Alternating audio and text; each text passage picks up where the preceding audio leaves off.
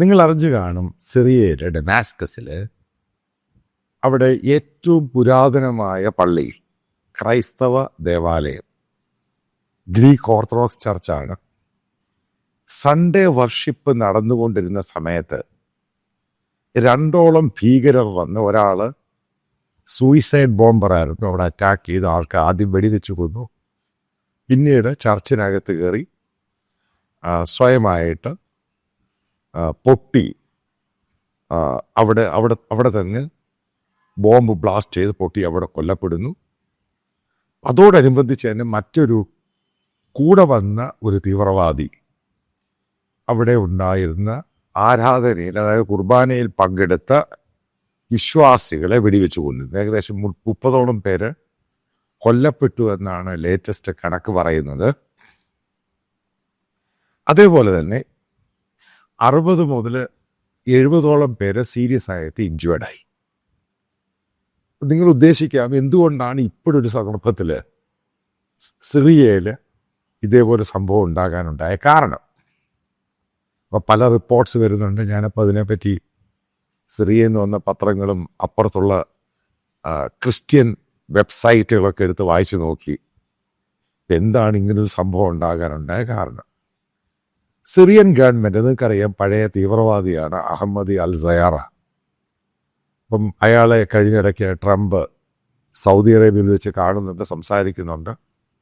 അപ്പം ആ സന്ദർഭത്തിൽ അമേരിക്കൻ പത്രങ്ങൾ റിപ്പോർട്ട് ചെയ്തിരുന്നു, ഇയാളോട് പറഞ്ഞു അവിടെയുള്ള ക്രിസ്ത്യാനികൾക്ക് സംരക്ഷണം കൊടുക്കണം. ആ രീതിയിലാണ്, കാരണം എല്ലാവർക്കും സംരക്ഷണം കൊടുക്കുമ്പോൾ അവിടെയുള്ള ന്യൂനപക്ഷങ്ങൾക്കും സംരക്ഷണം കൊടുക്കണം, അത് കൊടുത്തോളാം എന്നൊക്കെ പറയുകയും പിന്നീട് അദ്ദേഹം സിറിയ ഡമാസ്കസിൽ വരികയും. നമ്മൾ മനസ്സിലാക്കേണ്ടത്, അതിനുശേഷമാണ് അയാൾ ആദ്യമായിട്ട് നമ്മൾ ഈ കേരളത്തിൽ പ്രവർത്തിക്കുന്ന പാത്രിയാർക്കീസിൻ്റെ അണ്ടറിലുള്ള യാക്കോബായ സഭ, അതേപോലെ ഓർത്തഡോക്സുകാർക്ക് ഈ പാത്രിയാർക്കീസ് വളരെ ഇമ്പോർട്ടൻ്റ് ആണ്. അവരുടെ പ്രാർത്ഥനയിലൊക്കെ അദ്ദേഹത്തിൻ്റെ പേര് പറയുന്നുണ്ട്. അപ്പം അതിനുശേഷമാണ് അൽ സഹാറ ഈ പറയുന്ന പാത്രിയാർക്കീസിൻ്റെ ബാവയെ, ഡമാസ്കസിലുള്ള ബാവയെ കാണുകയും ഗ്രീക്ക് ഓർത്തഡോക്സിൻ്റെയും കോപ്റ്റിക് ഓർത്തഡോക്സിൻ്റെയും അവരുടെ സഭാ മേലധികാരികളുമായിട്ട് സംസാരിക്കുകയും ഒരു ഡിസ്കഷനൊക്കെ ഉണ്ടായി. അതായത് ട്രംപിനെ കണ്ട ശേഷമാണ് ഇതൊക്കെ ഉണ്ടായത്. ഇപ്പോഴത്തെ ഒരു ഡെവലപ്മെന്റ് എന്താണ് ഉണ്ടാകുന്നത്?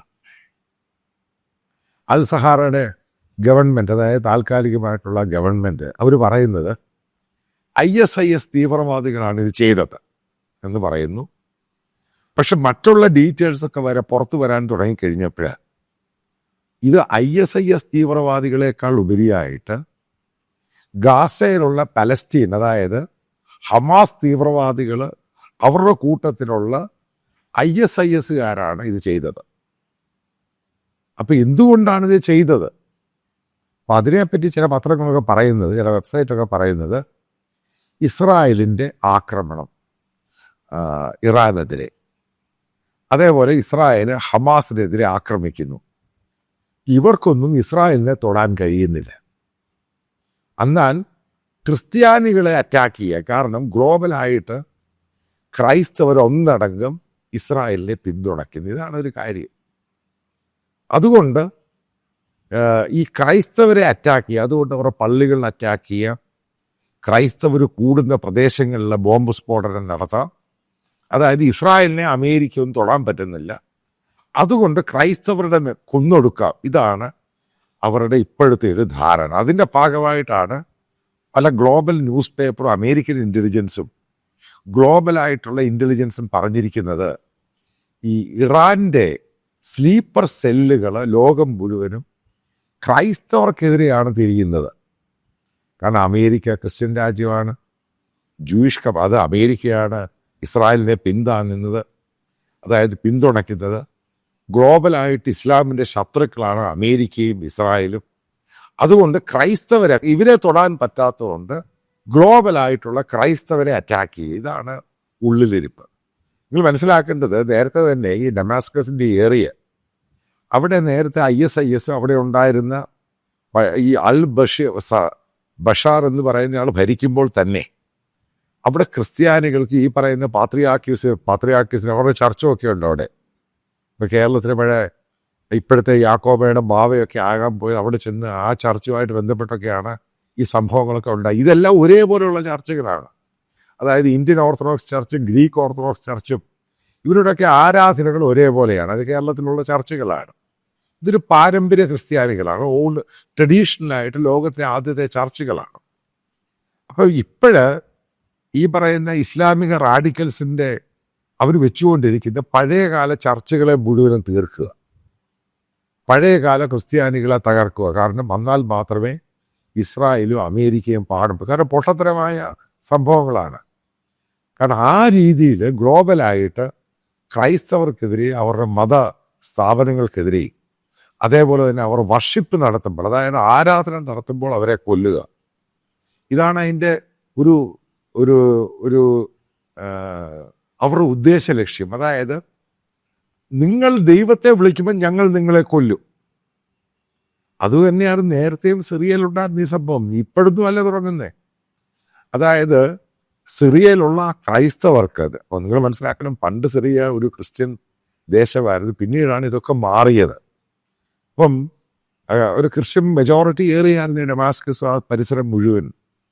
ഈ സിറിയൻ ക്രിസ്ത്യൻസ് നിങ്ങൾ ഈ പറയത്തില്ല കേരളത്തിൽ, ഇതിൻ്റെയൊക്കെ ഉത്ഭവം എന്ന് പറയുന്നത് ഈ സിറിയൻ ഡമാസ്കസും ആ ഭാഗത്തു നിന്നാണ്.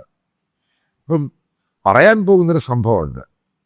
ഈ ഗ്ലോബലായിട്ട് ക്രൈസ്തവരെ അറ്റാക്ക് ചെയ്യുന്നൊരു ഉദ്ദേശ ലക്ഷ്യം ഇസ്രായേലിനെയും അമേരിക്കയും പാഠം പഠിപ്പിക്കുക. അതിൻ്റെ അത് ക്രൈസ്തവരെന്ത് പഠിച്ചു?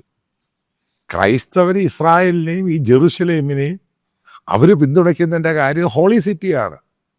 ഏതൊക്കെ മുസ്ലിംസും മക്കയെ സപ്പോർട്ട് ചെയ്യുന്നു, അതേപോലെ തന്നെയാണ് ക്രൈസ്തവരുടെ ഹോളി സിറ്റിയാണ് ജെറുസലേം. അതായത് ക്രൈസ്റ്റുമായിട്ട് ബന്ധപ്പെട്ട സിറ്റിയ. അപ്പോൾ അവിടെ തീർത്ഥാടനത്തിനൊക്കെ പോകുന്നവരുണ്ട്.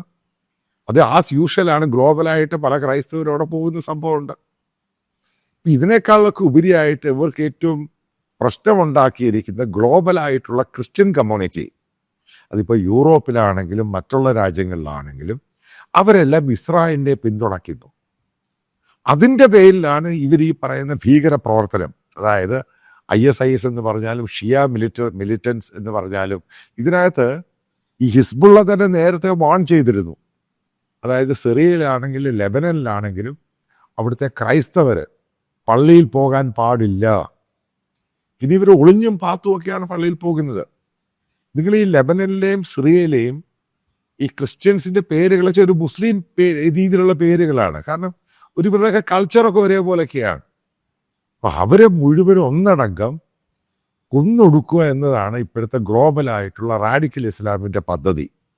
അതിൻ്റെ ഭാഗമായിട്ടാണ് ഗ്ലോബൽ ഇൻ്റലിജൻസ് പറഞ്ഞിരിക്കുന്നത് ക്രൈസ്തവരുടെ പള്ളികൾ അറ്റാക്ക് ചെയ്യാൻ സാധ്യതയുണ്ട്, പല സിറ്റികൾ അറ്റാക്ക് ചെയ്യാൻ സാധ്യതയുണ്ട്. അതായത് ഇറാനുമായിട്ടും റാഡിക്കൽ ഇസ്ലാമികമായി ബന്ധപ്പെട്ടവർ അവർ ഇസ്ലാമിന് വേണ്ടി ഒന്നിക്കുന്നു. ഇതാണ് ഇവരുടെ പ്രചരണം എന്ന് പറയുന്നത്. ഇപ്പം നിങ്ങൾ മനസ്സിലാക്കിയാൽ മതി, ഇറാൻ്റെ പരമോന്നത നേതാവ് ഒരു ടണലിൽ ഇപ്പോൾ ഒളിച്ചിരിക്കുകയാണ്. അപ്പോൾ അമേരിക്ക പറഞ്ഞ് ഇന്ന അടുത്തിരിപ്പുണ്ട് ഞങ്ങൾ കൊല്ലും, ഇസ്രായേൽ പറയുന്നു അയാൾ ഇന്നടുത്തിരിപ്പുണ്ട് ഞങ്ങൾ കൊല്ലും. ഇപ്പം ഇതൊക്കെ കേട്ട് ഭയം മൂത്തിട്ട് അവർ ഈ ക്രൈസ്തവരെ ആരാധിക്കുമ്പോൾ, അതായത് പള്ളിയിൽ പോകുമ്പോഴും അവരുടെ ഇൻസ്റ്റിറ്റ്യൂഷനാണെങ്കിലും പള്ളികളാണെങ്കിലും അവർ പ്രാർത്ഥിക്കാൻ പാടില്ല. ഇതാണ് അതിൻ്റെ ഒരു രീതിയിൽ ഇവർ പറഞ്ഞുണ്ടാക്കുന്ന സംഭവം. അപ്പം അതിൻ്റെ ഭാഗമായിട്ടാണ് ഈ ക്രൈസ്തവർ തെരഞ്ഞു പിടിച്ച് പള്ളികളിലും അവരുടെ പ്രധാനപ്പെട്ട സ്ഥലങ്ങളിലുമൊക്കെ ഇവരെ ബോംബും സൂയിസൈഡ് ബോംബുമായിട്ട് വരികയും കൊല്ലുകയൊക്കെ ചെയ്യുന്നത്. അപ്പം ഇതിൻ്റെ അകത്ത് ഫർദർ ഉണ്ടാകാൻ പോകുന്ന സംഭവമുണ്ട്. അതായത് ആ പ്രൊട്ടക്ഷനുമായിട്ട് ബന്ധപ്പെട്ട് ചിലപ്പോൾ ഇസ്രായേൽ സിറിയയിൽ ഈ പറയുന്ന ISISന്റെ പല ടെറർ സ്ഥലങ്ങളുണ്ട്. കാരണം സിറിയ ഒന്നും കംപ്ലീറ്റ് കൺട്രോൾ ഈ പറയുന്ന താൽക്കാലിക ഗവൺമെൻറ്റിൻ്റെ കയ്യിലൊന്നുമല്ല. നേരത്തെ ഇതേപോലെ ക്രിസ്ത്യൻസിനെ അറ്റാക്ക് ചെയ്ത സമയത്ത് ഇസ്രായേൽ അവിടെ വന്ന് ബോംബ് ചെയ്തു, അതേപോലെ അമേരിക്ക വന്ന് ബോംബ് ചെയ്തു. അതേപോലെ തന്നെ ഇപ്പോഴും ഇസ്രായേൽ അവിടെ ഈ പറയുന്ന പാലസ്റ്റീൻ, ഗാസ, അതേപോലെ ഹമാസിൻ്റെ പല ടെറർ പ്ലോട്ടുകളും സ്ലീപ്പർ സെല്ലുകളും വർക്ക് ചെയ്യുന്നുണ്ട്. അവിടെ അറ്റാക്ക് ചെയ്യാനുള്ള സാധ്യത കൂടുകയാണ്. അതായത് ഇപ്പോൾ ഇസ്രായേൽ ഇറാൻ വാർ എസ്കലേഷൻ എന്ന് പറയുന്നത് ഗ്ലോബലായിട്ട് ഒരു ക്രിസ്ത്യൻ കമ്മ്യൂണിറ്റിക്കെതിരെ മാറുന്ന തലത്തിലോട്ട് കൊണ്ടുപോകാൻ വേണ്ടിയാണ് ഇറാനിയൻ ഭരണകൂടമാണെങ്കിലും റാഡിക്കൽ ഇസ്ലാമാണെങ്കിലും ഇസ്ലാമിക ഭീകര പ്രവർത്തകർ ശ്രമിക്കുന്നത്.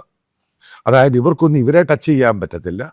അതുകൊണ്ട് ക്രൈസ്തവരെ അവരെ നശിപ്പിക്കുക, ബോംബ് പൊട്ടിച്ചും വെടിവെച്ചും സൂയിസൈഡ് അറ്റാക്കിലും. ഇതിൻ്റെ ഭാഗമായിട്ടാണ് പല ഗ്ലോബൽ പത്രങ്ങളും റിപ്പോർട്ട് ചെയ്യുന്നത്. അതായത് ഷിയ സ്ലീപ്പർ സെൽ, അതായത് റാഡിക്കൽ ഇസ്ലാം ടെറർ സെല്ലുകളെല്ലാം ഉണർന്ന് ഗ്ലോബലായിട്ട് ക്രിസ്ത്യാനികളെ ആക്രമിക്കാനുള്ള, കൊല്ലുവാനുള്ള ഉദ്ദേശമാണ് അവർക്കുള്ളത്.